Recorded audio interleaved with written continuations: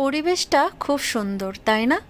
চারিদিকে শুধু ফুল গাছ আর ফুল গাছ, আরও নানান ধরনের কত অজানা গাছ আছে, যা তোমাদের প্রত্যেকটা ভিডিওতে মাঝে মাঝে দেখিয়ে দেব।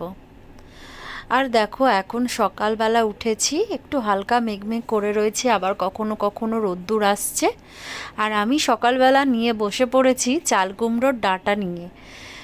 কারণ হচ্ছে, একটা চাল কুমড়োর ডাঁটা পেরেছিলাম, কারণ ওর মধ্যে একটা টবের মধ্যে দুটো গাছ যেহেতু হয়েছিল, তো ভালোভাবে চাল কুমড়োটা বাড়ছিল না, তাই ভাবলাম এটাকে পেরে নিই। আর ওই যে একটা যেটা চাল কুমড়ো হয়ে রয়েছে, ওটা তাহলে নিশ্চয়ই বাড়বে। এর মধ্যেই আমি সব কিছু নিয়ে বসে পড়েছি, ভাবছি ইলিশ মাছের মাথা দিয়ে আজকে চাল কুমড়োর ডাঁটা দিয়ে চচ্চড়ি হবে। দেখো, এই এক টুকরো ছোট বারান্দার মধ্যে আমি আমার দেশের সমস্ত রকম গাছপালা বসিয়ে নিজের মতো করে নিয়েছি। সকাল সকাল উঠে এই দেখো চারিদিকটা দেখো, তোমাদের দেখায়, গাছগুলো আস্তে আস্তে সব বড় হয়েছে। তার মধ্যে দেখো, গাছ থেকে চাল কুমড়োর ডাঁটা আর বেগুনও পেরে নিয়েছি। সকালবেলা একটা বান্ধবীর বাড়ি গেছিলাম, সেখানে তাকে কিছুটা পুঁই শাকের ডাঁটা আর একটা বেগুন দিয়ে এসেছিলাম। আর এই যে সেই চাল কুমড়োটা, যেটা না হলুদ হয়ে গেছে, তো ভাবলাম এটা তো আর হবে না, তাহলে একটা গাছ কেটে নিই। আর দেখো, এই প্রথমবার আমি চাল কুমড়োর ডাঁটা খাবো।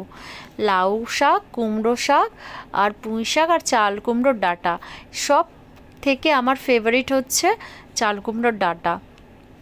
আর এই দেখো, গাছে কটা মিঠুলি হয়েছিল, ভাবলাম অনেক দিন মিঠুলি খাওয়া হয় না, এটাকেও আজকের ভেজে ফেলবো। তো আগে যখন শীতকাল পড়তো না, তখন ভাবতাম যে বাজারে কখন এগুলো পাওয়া যাবে মিঠুলি, মানে এতটাই আমার খুব ভালো লাগে ভাজা খেতে। তো দৌড় মেরে যেতাম বাজার থেকে, আমি মিঠুলি কিনে আনতাম আর রান্না করতাম। আর এই দেখো, চাল কুমড়োর মানে ডাঁটার গায়ে এত কাঁটা যে আমাকে গ্লাভস পরে নিতে হয়েছে। আর এই গ্লাভস আর টাওয়ালের সাহায্যে আমি এই ডাঁটাটা কাটবো আজকে। এর মধ্যে না হঠাৎ করে ভাবলাম যে আমার একটা বান্ধবী আছে, তাকে ফোন করি, বলি আসতে। আর তাকে ফোন করেছিলাম, সেও আসছে। আর দেখো, তোমাদের সাথে কথা বলতে বলতে এই সবজিগুলো সব আমার কাটা হয়ে গেছে। তার মধ্যে আমি মিঠুলি আলু ভাজা বসিয়ে দিয়েছি, আর ও বলল যে আমি আসছি 1 ঘন্টার মধ্যে। দেখো, মিঠুলি আলু ভাজাটা আমার হয়েও গেছে, আর ওই যে চাল কুমড়ো শাকের মাছের মাথা দিয়ে চচ্চড়ি করেছি, আর ও আসছে বলে ওর জন্য একটু মাটন রান্না করেছি। দেখো, সবাই খেতে বসে গেছি। আর এই যে মুটি আমাকে মুটি বলছে যে আমার ভিডিও করছো কেন। যাই হোক, তার মেয়ে এসেছিলো দুপুর বিকেলবেলা, আবার খেয়ে দিয়ে সবাই খেলছিল। ও আমার ছেলে বাবলস ফোলাচ্ছিল, আর ওই মেয়ের নাম হচ্ছে খুশি, খুব মিষ্টি একটা মেয়ে। যাই হোক, দেখা হচ্ছে আবার একটি নেক্সট ব্লগে।